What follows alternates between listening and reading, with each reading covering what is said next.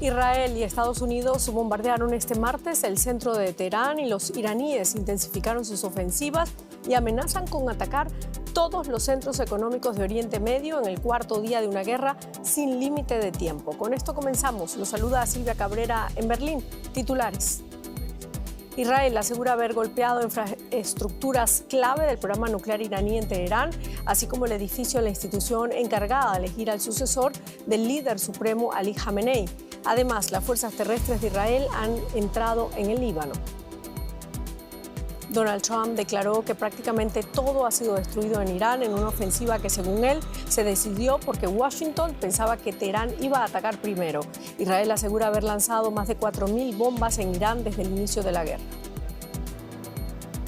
Francia, Reino Unido y Grecia envían cazas, helicópteros antidrones y buques de guerra a Chipre tras el ataque iraní. Las autoridades chipriotas evacúan a cientos de personas. Irán avisa de consecuencias a Europa si entra en la guerra.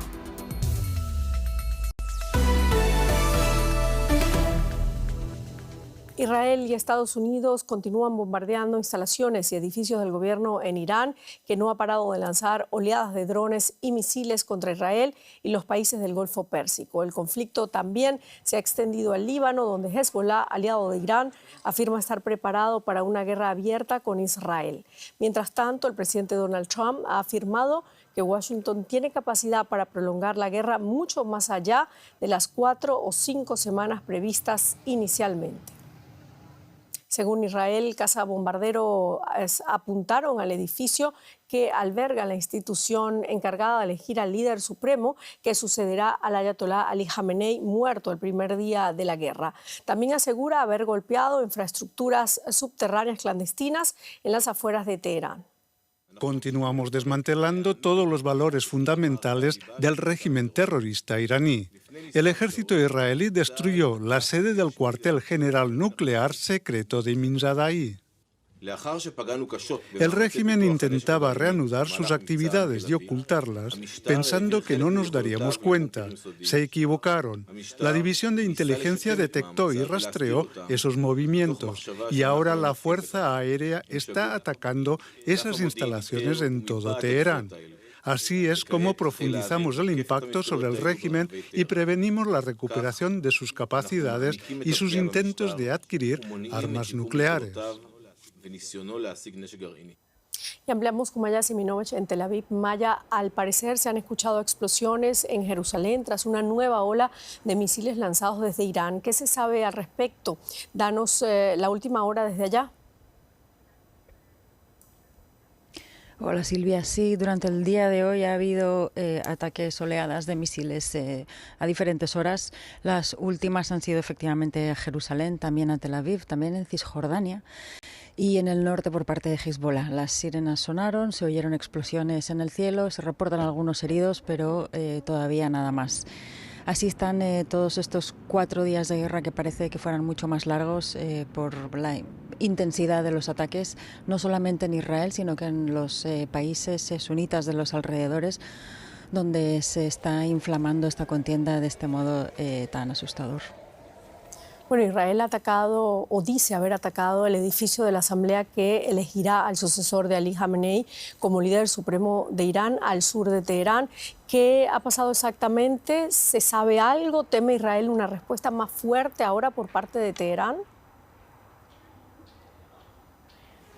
El ejército israelí ha confirmado que eso ha sido atacado, el complejo presidencial donde se reúnen todos los altos políticos y militares iraníes. Parecía que ya habían acabado con ellos, pero aparentemente no necesariamente. Además, Khamenei había nombrado a un sucesor bastante claro por encima de otros sucesores, que era el ex portavoz del Parlamento y militar llamado Ali Larijani. Es alguien del que no se está oyendo hablar últimamente. Lo que sí se sabe es que no está muerto.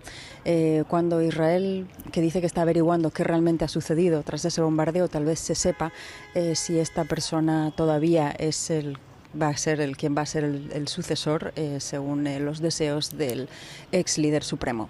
Respuesta de Irán, más de lo que está haciendo ahora en Israel, se duda que pueda ser más intensa, pero sí larga. Irán aparentemente está bastante diezmado en su poderío militar y sin embargo tiene misiles, aunque les están destruyendo todos los días lanzaderas y misiles, sigue lanzando misiles, como digo, la mayoría a los países árabes sunitas, menos a Israel, pero aún así el país está paralizado. Esto sería probablemente una victoria desde la lectura iraní. Están consiguiendo que esto se enquiste y es precisamente lo que Israel no necesita y no quiere. Se temen atentados terroristas, eso sí, de los proxies de Irán en Israel y en el mundo. Eso es lo que más se teme aquí. Bueno, una situación bastante delicada. Maya, ¿qué dice la gente al respecto? Se escuchan además constantemente alarmas en las más importantes ciudades de Israel. ¿Qué se dice? La gente corre, básicamente estamos con alarmas tanto en el teléfono como en las que están en la calle, a veces se confunden, a veces no, la gente no toma riesgos. ¿Y qué se dice? Hay mucha gente que está a favor de esta guerra, es más, la mayoría está a favor de esta guerra, porque era algo que Netanyahu dijo que iba a tener que pasar en algún momento, y este era el momento y era el sueño que él ve cumplido ahora gracias a Estados Unidos, y mucha gente de Israel piensa lo mismo, que Irán es efectivamente el representante del mal y que su única intención era destruir Israel. De manera que hay una narrativa que apoya esto de manera muy importante. Pero también hay mucha gente que se plantea si no podía haber sido resuelto de una manera diplomática. Claro. Muchísimas gracias, Maya Siminovich, desde Tel Aviv. Gracias, Silvia. Bueno, y desde que se inició esta guerra de Irán el sábado, la escalada militar entre Estados Unidos, Israel e Irán ha dejado cientos de víctimas en la región. La mayoría se encuentran en Irán, donde la Media Luna Roja de ese país, la institución humanitaria equivalente a la Cruz Roja en países musulmanes, anunció este martes que las víctimas mortales habían aumentado abruptamente a casi 800 muertos y centenares de heridos tras los ataques de Israel y Estados Unidos. En Israel, los contraataques con misiles lanzados desde Irán han dejado al menos 11 civiles muertos y más de un centenar de heridos, según fuentes oficiales. En Líbano, la cifra de muertos se elevó a 52. La violencia también se ha extendido a los Emiratos Árabes Unidos, Irak y Kuwait, donde se han reportado víctimas mortales y decenas de heridos. El mando central de Estados Unidos confirmó que 3 soldados de ese país murieron en combate durante las primeras operaciones contra Irán y 5 resultaron gravemente heridos. Y queremos analizar ahora las implicaciones de esta guerra con Luciano Zácara, analista político de Medio Oriente y el Golfo, y nos acompaña desde Qatar. Luciano, casas de Israel y Estados Unidos bombardearon este martes el centro de Teherán y los iraníes intensificaron sus ataques a instalaciones petroleras e intereses estadounidenses en el Golfo en el cuarto día de una guerra sin límite de tiempo, como hemos escuchado. ¿A qué nuevo capítulo de inestabilidad está entrando la región? ¿Cuáles son las repercusiones políticas para Medio Oriente? Las repercusiones políticas son sin duda la inestabilidad, la paralización de la economía en la región. Hay que tener en cuenta que hace 4 días que el espacio aéreo de toda la región está cerrado. Hay 5 o 6 países cuyos aeropuertos no están funcionando. Eso implica que hay una disrupción de las líneas aéreas de todo el mundo que unen el este y el oeste, que afecta a todo el mundo, más allá también de la cerrada de la central de producción de gas licuado de Qatar, que produce el 20% de gas licuado del mundo, lo cual eso es una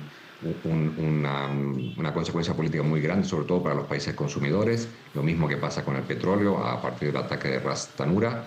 Y pone al mundo en una situación bastante más complicada de la que creo Trump se hubiera imaginado en un principio, que es que la decisión de seguir adelante con esta guerra está ahora ya en el techo de Trump, porque todos los países aliados o no aliados de Estados Unidos se están perjudicando por esta guerra, principalmente los consumidores. Todos los países de la región se están perjudicando por una guerra que ha iniciado Trump en medio de un proceso de conversaciones. Lo que pasa es que Trump y Netanyahu tienen un objetivo claro, o por lo menos Netanyahu tiene un objetivo muy claro, que es eliminar a la República Islámica. No está muy claro el objetivo de Trump. Trump quiere ganar algo, quiere conseguir un acuerdo, no está muy claro en qué términos, e Irán está en modo de supervivencia porque no puede perder esta guerra, porque perder significaría la caída de la República Islámica. Por lo tanto, toda la región se encuentra en medio de la disputa de estos tres países sin poder influir mucho en el resultado. Luciano, se habla ahora del día después en Irán. Trump asegura que lo peor para Irán sería un líder tan malo como el anterior. ¿Qué escenarios son realistas en Irán tras el decapitamiento del régimen en la República Islámica iraní? Bueno, yo creo que el sistema se viene preparando para esto desde hace muchos años. Khamenei ya era una persona de bastante avanzada edad, y sobre todo porque Netanyahu y Estados Unidos lo vienen queriendo eliminar, o vienen diciendo que lo quieren eliminar ya hace mucho tiempo, por lo menos desde junio. Por lo tanto, la transición yo creo que ya está lista, ya se ha gestionado. Lo que pasa es que no se hace pública porque no sería lógico que dijeran en qué momento se van a reunir para elegir al próximo sucesor, porque evidentemente haría que los ataque Estados Unidos e Israel. Por lo tanto, yo creo que todo esto ha evitado que la República Islámica en este momento esté descapitada. Creo que han hecho todo lo necesario para garantizar una sucesión que permita la supervivencia de la estructura intacta, más allá de la desaparición de personajes claves de la política iraní. Hay recambio, tienen recambio desde el punto de vista clerical y desde el punto de vista militar y desde el punto de vista político. Por lo tanto, creo que no va a haber un colapso del sistema, por lo menos de la estructura del sistema, más allá de que haya más ataques. Trump lo dijo ayer mismo, dentro de las distintas cosas que dijo en el mismo día, que se contradecían unas a otras, es que quiere una salida tipo Maduro, negociar con alguien, y para negociar con alguien tiene que haber un nuevo líder o una figura política fuerte con el cual Trump se pueda sentar a hablar. Creo que es lo que está apuntando Trump para poder salir de este entuerto en el que se ha metido y del que acaba de decir que esto va a durar 4 o 5 semanas. La región no puede aguantar 4 o 5 semanas de guerra. Muchísimas gracias, Luciano Sácara, desde Qatar. Y el canciller federal de Alemania, Friedrich Merz, se encuentra en Washington para mantener conversaciones con el presidente Donald Trump. Merz es el primer líder extranjero que visita la Casa Blanca desde que Estados Unidos e Israel iniciaron los ataques a Irán. Alemania no participa en los ataques, pero en declaraciones realizadas en el despacho Oval, Merz afirmó que Alemania está alineada con Estados Unidos en su deseo de acabar con el régimen iraní. Trump, por su parte, afirmó que Irán habría atacado primero si Estados Unidos e Israel no hubieran actuado en el momento en que lo hicieron. Estábamos negociando con esos lunáticos y mi opinión era que ellos iban a atacar primero. Si nosotros no lo hacíamos, ellos iban a atacar primero. Estaba convencido de ello. Tenemos grandes negociadores, grandes personas que hacen esto con mucho éxito y lo han hecho toda su vida. Y viendo cómo iba la negociación, creo que iban a atacar primero y yo no quería que esto sucediera. En todo caso, quizá haya forzado la decisión de Israel. Vamos a Washington. José Díaz Briceño, el canciller alemán Friedrich Merz ha hablado abiertamente del día después en Irán y de la necesidad de planificar un escenario tras una eventual caída del régimen. ¿Tiene realmente Trump una estrategia clara para el Irán post-régimen o estamos ante una operación sin hoja de ruta definida? Así es, el canciller Merz en esta reunión en el Salón Oval de la Casa Blanca expresó su deseo por conocer qué ocurre después de una eventual caída de la República Islámica. El canciller tendrá un almuerzo con el presidente Trump y quizá ahí en privado pueda conocer algunos de los planes que la administración Trump tiene para justamente el día después, como le llama. Y sin embargo, hay que decir, Trump expresó en esta misma reunión en el Salón Oval que su escenario ideal es Venezuela, como ya se ha hablado previamente. Tener un gobierno tutelado desde Washington es algo que Trump cree que es posible también en Irán, y sin embargo él mismo asegura que buena parte del liderazgo ha sido golpeado tanto el sábado como el día de hoy en ataques que han decapitado a buena parte de del liderazgo civil y militar en Irán. Y es por eso que las dudas están abiertas sobre exactamente qué piensa Estados Unidos sobre cómo puede ocurrir una transición después de una eventual caída de la República Islámica. Y sin embargo, en estos momentos Trump no solo enfrenta las complicaciones de una guerra, sino también las dudas internas alrededor de sus necesidades de una guerra. Bueno, Trump ha justificado la ofensiva asegurando que fue un ataque preventivo, porque según él, Teherán iba a atacar primero. ¿Es esa la base oficial de la intervención estadounidense y existe evidencia concreta que respalde esa afirmación? ¿Cómo ha sido recibido esto en Washington? Ayer en la tarde, la administración Trump entregó un documento de 2 páginas al Congreso notificando sobre la entrada en hostilidades contra la República Islámica de Irán. En ninguna de los párrafos de esa comunicación de 2 páginas está explicado de ninguna manera alguna referencia al derecho internacional. En ella se justifica la agresión armada contra Irán como una guerra protectiva de los intereses de Estados Unidos, tanto sus bases como el pasaje naval a través de los estrechos y también la propia seguridad de los estadounidenses en la región. Y sin embargo, hay que decir que en estos momentos apenas el Congreso estará escuchando hoy por la tarde todos los senadores y todos los congresistas a Marco Rubio y al secretario de Guerra, el secretario Pete Hegseth, hacia el secretario de Estado, el secretario de Guerra, explicando los motivos de ir a una guerra que en principio no tienen en este momento una predicción de cómo pueda terminar en el corto plazo. Muchísimas gracias, José Díaz Briceño. Y en medio de esta guerra de Irán aumenta también la tensión en el Mediterráneo Oriental. Varios países europeos han decidido reforzar su presencia militar en la zona. El presidente francés Emmanuel Macron pidió este martes la formación de una coalición para preservar las vías marítimas esenciales y anunció el envío del portaaviones de propulsión nuclear Charles de Gaulle a la región. Adicionalmente, Reino Unido anunció el despliegue de un destructor tipo 45 de defensa aérea en Chipre tras el ataque registrado la noche del domingo contra una base de la Real Fuerza Aérea Británica, cuando un dron iraní impactó en instalaciones situadas al este de la isla.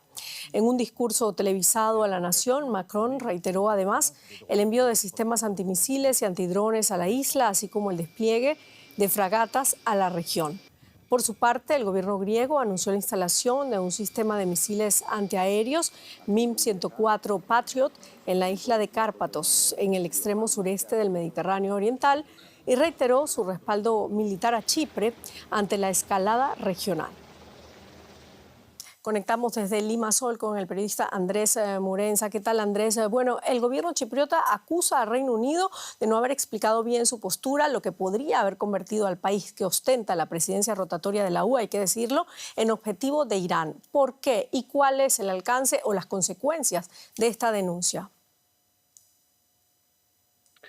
Bueno, pues ha habido incluso personas que aquí en la isla hablan de renegociar el estatus de las bases británicas en Chipre. Hay que recordar que Chipre era una antigua colonia británica y en 1960, cuando se independizó, el Reino Unido se garantizó el uso de 2 bases, de Kelia y Akrotiri, que están en el sur y en el este de la isla y que en total cubren el 3% del territorio. Son unas bases que han sido claves para las ofensivas o para las operaciones militares en las que ha participado el Reino Unido en Oriente Próximo, y además tienen importantes radares y otros sistemas de captación de inteligencia de las zonas de Oriente Medio, una inteligencia que es compartida con Estados Unidos. Eso es lo que en principio la convierte en objetivo, porque Keir Starmer, el primer ministro británico, ha asegurado que en este caso no se han usado las bases para los ataques militares sobre Irán. Entonces, de todas formas, el gobierno chipriota ha llegado a decir que sí que están abiertos a la posibilidad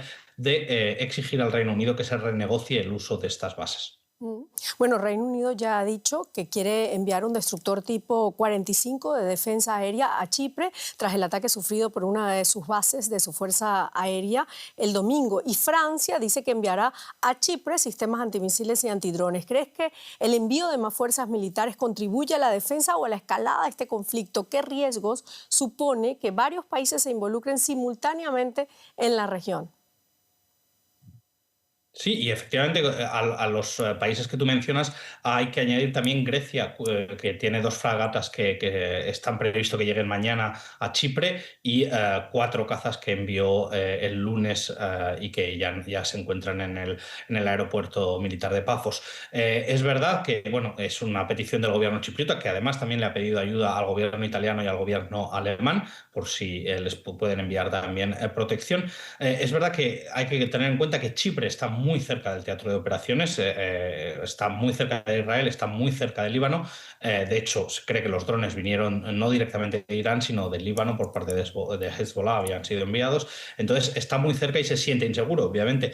Ahora, como bien dices, es parte también de una escalada. De hecho, hay una cuestión muy simbólica, y es que una de las fragatas enviadas por Grecia lleva el nombre de un general ateniense enviado por Pericles a luchar contra los persas en el siglo V antes de Cristo, lo cual se ve como algo simbólico, pero también algo que contribuye, ¿no?, a esta tensión a esta tensión con Irán. De todas formas, hay medios que le dicen al gobierno chipriota que sí que, bueno, puede ser que el hecho de que estén las bases contribuya a convertir a Chipre en objetivo, pero también es cierto, y hay que recordar, que el propio gobierno chipriota ha hecho pactos con Estados Unidos para defensa mutua, para permitirle el uso de una base aérea suya, con lo cual, y que se ha reforzado mucho también en la colaboración con Israel en los últimos meses, con lo cual decía, por ejemplo, el periódico Cyprus Mail de aquí, Chipre sería de cualquier manera un objetivo, o podría convertirse en un objetivo de Irán. Complicada la situación. Gracias, Andrés Morenza.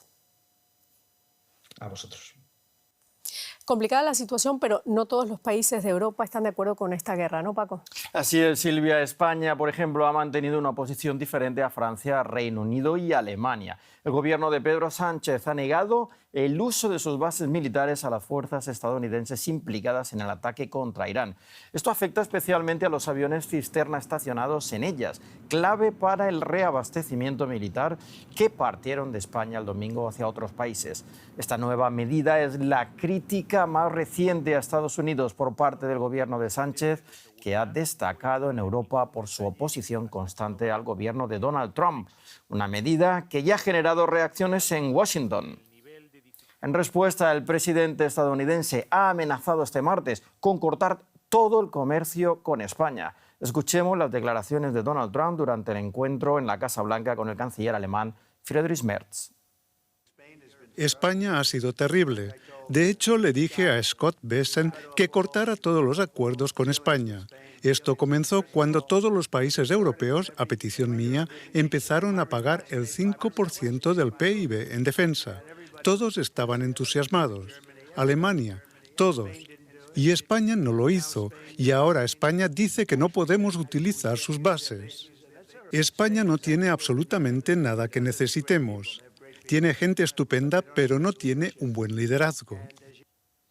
Y este martes fuentes del Ejecutivo español reaccionaron a las amenazas del republicano y recalcaron que si la administración de Trump quiere revisar la relación de Estados Unidos con España, deberá hacerlo respetando la autonomía de las empresas privadas, la legalidad internacional y los acuerdos bilaterales entre la Unión Europea y Estados Unidos.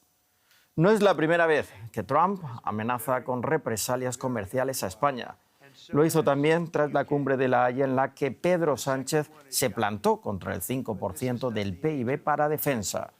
Sin embargo, no hubo entonces ninguna consecuencia. La respuesta de la Unión Europea fue que respondería conjuntamente a cualquier medida tomada en contra de uno de los Estados miembros. Y nos vamos directos a Nueva York para saber más sobre esta nueva amenaza de Trump a España. Ana Nieto, ¿cómo va a imponer esta sanción? ¿Ha dado Trump explicaciones? No ha dado explicaciones de cómo aplicar un embargo a España. Scott Bessent, secretario del Tesoro, solo musitó que cree que hay un camino legal para hacerlo, pero no dio más detalles. La vía legal para castigar comercialmente a España es muy estrecha, porque como miembro de la Unión Europea, cualquier arancel puede afectar a otros países de la Unión, porque la Unión Europea negocia y se presenta comercialmente como un bloque. Washington, eso sí, podría centrarse en productos que sean muy importantes para España, no tanto para otros países, para reducir el golpe a socios comunitarios. Por otro lado, la legislación recientemente denunciada como base para imponer aranceles por parte del Tribunal Supremo, la Ley de Poderes Económicos para Emergencias Internacionales, impone la obligación de demostrar que hay una emergencia nacional inusual y extraordinaria, algo que difícilmente puede aplicarse a un socio de la OTAN. Esta es una ley, sobre todo, que se utiliza para sanciones económicas como las que se imponen a Rusia. Y por último, las leyes comerciales de los años 62 y 74 que permiten imponer aranceles y son las que va a utilizar la administración Trump para hacerlo tras el fallo del Supremo, solamente la hacen con ciertas restricciones. Es decir, en caso, por ejemplo, de que haya un grave déficit por cuenta corriente, que no es el caso con España, que las importaciones amenacen la seguridad nacional, difícilmente, o que haya prácticas comerciales injustas. Es decir, que el margen legal es bastante estrecho. Gracias, Ana, desde Nueva York. Gracias. La situación en las bolsas empeora hoy sin saber cuándo acabará el conflicto en Oriente Próximo y con el estrecho de Hormuz bloqueado, los nervios se apoderan de las bolsas. Wall Street registra pérdidas superiores al 1% y aquí en Europa las principales plazas se derrumban más de un 3%. El foco sigue estando en los precios de la energía después de que hoy Irán atacara la embajada de Estados Unidos en Arabia Saudí y mientras Qatar mantiene suspendida la producción de gas natural licuado.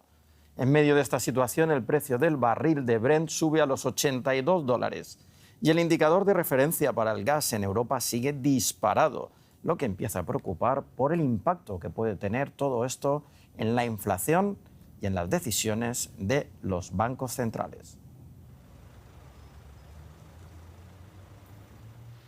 Y dejamos ahora la economía. Silvia. Vamos a terminar ya el informativo, pero hacemos un repaso a todas las noticias que han llegado sobre esta guerra.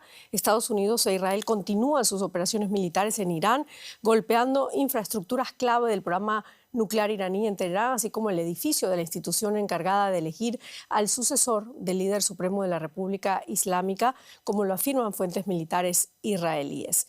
La guerra tiene un nuevo frente en el Líbano, donde la milicia Hezbollah afirma estar preparada para una guerra abierta con Israel. Irán, por su parte, ha amplificado sus represalias lanzando misiles y drones contra Israel, varios estados del Golfo y la embajada estadounidense en Arabia Saudita.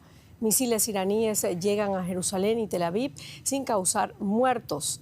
Francia, Reino Unido y Grecia envían efectivos a Chipre tras el ataque a una base británica e Irán avisa de consecuencias a Europa si entra en la guerra.